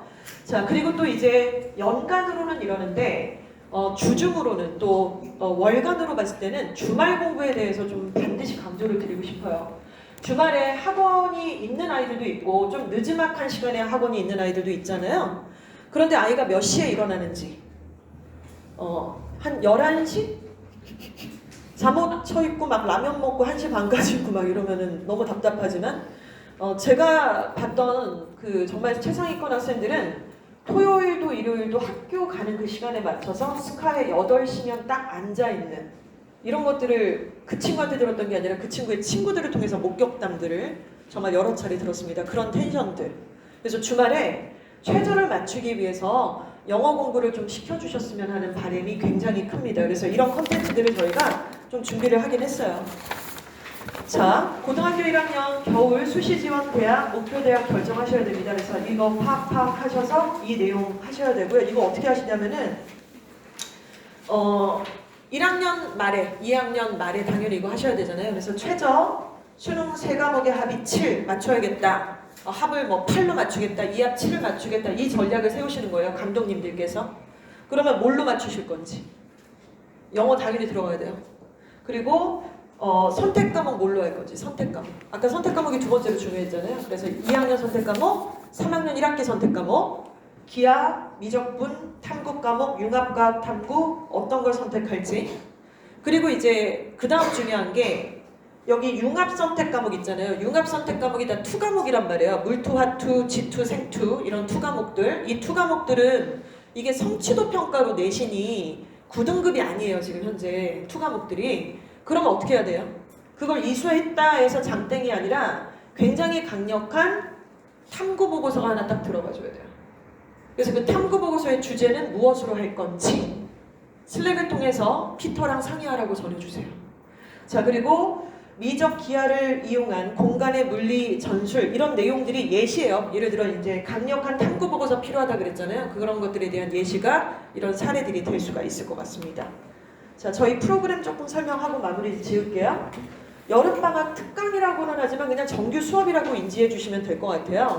특강 따로 정규 따로가 아니라 그냥 정규입니다. 정규고 11월 모의고사를 위해서 그리고 2학기 내신을 위해서 각 학교별로 담당 강사님께서 짜신 게 있고요. 일단 기본적으로 고등학교 1학년들은 다 주 2회 수업입니다. 그런데 지금 이번에 예일 1학년 같은 경우는 제가 상위권 수업을 안 열었어요. 그래서 지금 고3 강의하시는 김윤재 강사님이신데 저희 학원에서는 7년째 계속해서 고3 수업을 하고 계시고 저랑은 한 4년 정도 전임 강사로 저랑 계속 증산 캠퍼스부터 여기까지 같이 있었던 고3 전문 강사신데 이분한테 이번 여름 학기는 그 수능 수업을 좀 맡아달라고 해서 강의를 하나 연 게 있고요. 이것이 대성 예일 2학년, 제가 맡았던 2학년 애들은 다 그 수업으로 수렴이 되고 1학년 중에서도 상위권 학생들은 그 수업으로 수렴을 합니다. 수능 수업이에요. 그리고 나머지 학교들은 지금 내신 맡았던 강사님들이 고스란히 그 아이들을 여름방학 동안 맡아서 5주 플랜을 짰어요. 그래서 여기서 다 공통점인 건 뭐냐면 무조건 단어예요. 단어예요. 그래서 단어를 일주일에 2번 와서 시험 본다고 해서 해결이 안 되잖아요. 그래서 주 5일 체크하는 매일 단어라는 시스템이 있습니다. 지난 겨울방학부터 도입을 했고요. 매일 단어 주 5일 체크해야 돼요. 주 5일 매일마다 30단어 이상씩 표제어, 유반이어 통과해야 되는 시스템, 밴드를 통해서 카톡을 통해서 혹은 두 가지를 동시에 이렇게 확인하는 시스템으로 강사님들이 정한 게 있고요. 문법 하나, 독해 하나 이렇게. 그리고 수능 실수모, 실전 수능 모의고사라는 걸 주 1회 70분이라는 풀테스트를 진행을 합니다. 그러면 아까 보신 것처럼 뭐 몇 번이 틀렸고 몇 번을 맞고 있고 아니면 그런 거 저런 거 없고 다 틀려버리고 이런 것들을 우리가 확인하게 되잖아요. 그래서 그런 내용들이 들어가고 자 여기 주말학습은 수능영어 레시피라고 해서 제가 지금 교재를 만들고 있는 게 있어요. 그래서 이거는 파는 것도 아니고 수업할 때 뭐 활용하는 것도 아니고 던져주는 거예요. 얘한테 이거 풀어와. 왜냐면 너가 31에서 32만 틀려 너는 지금. 아니면 너는 지금 그거 건드릴 때가 아니야. 주제 파악하고 주제 요지나 맞춰. 주제 요지랑 너 저기 내용 일치불일치 도표나 맞춰. 그거 해야지 이제 3등급으로 올라가니까 그것만 이렇게 딱 쪼개가지고 답지하고 해설지까지 있는 것들을 딱 던져주는 거예요. 미션으로. 그래서 아까 주말 공부할 수 있게끔 그런 부분들이 좀 존재합니다. 자, 이런 과정이고요. 그래서 주 1회 2학년들은 이제 주 1회 수업을 기준으로 좀 하고 있어요. 그리고 학교마다 조금 다른 점수들이 있습니다만 비슷한 내용들을 주 2회 할 걸 1회로 같이 진행을 한다. 이렇게 보시면 될 것 같고요. 자, 슬랙을 통해서 지금 이번에 이제 7월 15일부터 상담이 시작이 돼요. 그래서 피터 대표님하고 같이 아이들이 상담이 진행이 될 거고요. 1학기 때까지 받아온 내신 점수들 있죠? 그리고 모의고사 점수도 있는데 모의고사는 뭐 고작해봤자 3월달밖에 없어가지고 크게 컨설이 되진 않고 일단 내신과 모의고사 성적 분석을 하고요. 우선순위 대입 전형. 야 너는 교과로 좀 더 써야겠다. 너는 종합이다. 자 그리고 선택 과목 희망학과를 분석하고 관심 분야의 주제 연결. 아까 보시는 거 보셨죠? 선택 과목들 하는 거. 그 내용을 통해서 아이들하고 1대1로 상담을 합니다. 근데 제가 얘기를 했어요.